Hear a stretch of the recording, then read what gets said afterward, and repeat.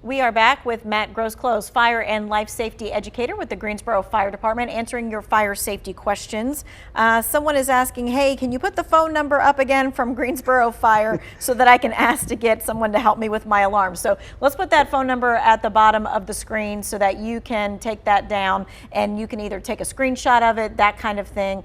So what happens when they call this number, this 336-373-2576? So that's an alarm line that goes directly to our office. If they call after hours, I come in and check the voicemails first thing in the morning. Typically what we do at 8 a.m. is we'll send them out to the local fire truck that's closest to the resident, send a fire truck out to give them a hand. If there's any questions, I'll call the resident back. Okay, and so this is the Greensboro Fire. So if you live in the city limits, this is the fire number that you would call if you needed some help with smoke alarms and things of that nature. But many municipalities do this very same thing, so you just want to call your local fire department and go from there. All right, let's talk about some other things here. This person says, will the fire department replace hardwired smoke alarms in your house? The answer is yes. If the resident goes out to the local hardware store, whether that be a Lowe's or Home Depot, and purchases replacements exactly like what they had. So you want to take one of the old models that's out of date and go purchase a new one just like it. Okay.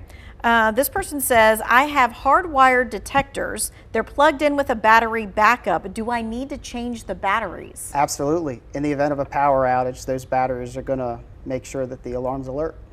Okay, and you never know when the power is going to go out, and so you need to be checking that battery, and you should be checking the smoke alarm as well. Correct. Okay. Once a month, and then you check those batteries once a year. All right, someone's asking, hey, let's talk about carbon monoxide units. So carbon monoxide being a colorless, odorless gas that can give severe damage to a person's brain. If the biggest problem is you don't know that it's in your home. And if you have something that's gas powered, maybe you have even a coal stove that's emitting that carbon monoxide gas, you need to make sure that you have a carbon monoxide alarm in your house. Also keep in mind that they expire, and you want to keep in mind what the manufacturer's suggested date of replacement is on that. Okay, and so where should the carbon monoxide detector be? So there's multiple opinions on this. Most people would put them up on the ceiling or high on the wall. They also make them that are mounted to go into the electrical outlet.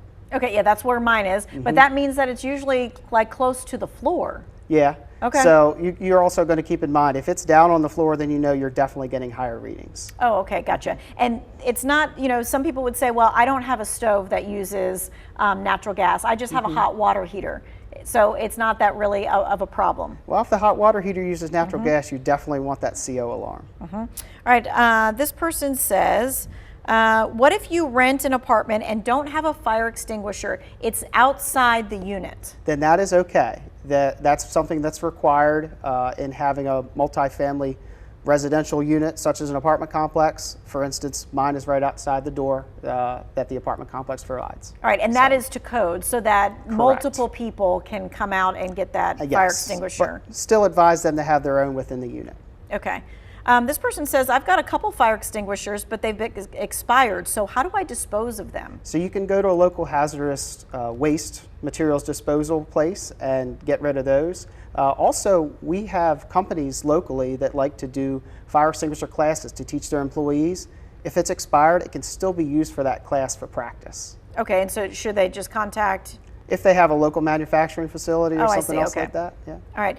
This person says, what type of fire extinguisher is appropriate for my home, and how many years are they good for? Common combustibles. So that can put out paper products, wood, everything like that. They're rated as ABC for ABC fires. And they're good, I believe, for 12 years before they expire, before they need to be retested and everything. Okay, so we should just look on the box or look on the thing. It should say ABC. And they're going to be red. Oh, so that's also a dead giveaway on that one. Okay, gotcha.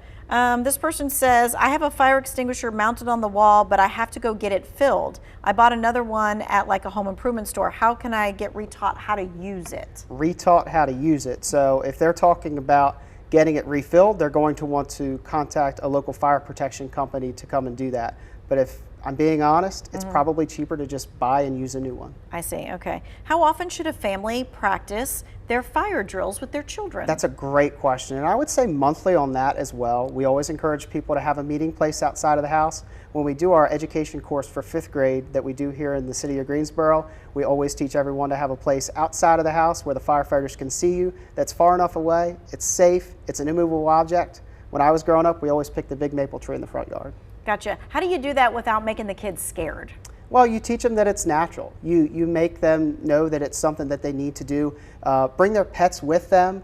If the pets are in the house, that's always been something that's been really, really difficult, because we always teach people that when fire strikes, get out and stay out immediately. Right. Then you get kids that want to go back for their pets.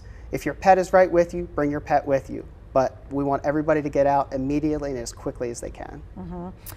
This person's asking, do you recommend smoke detectors in the kitchen?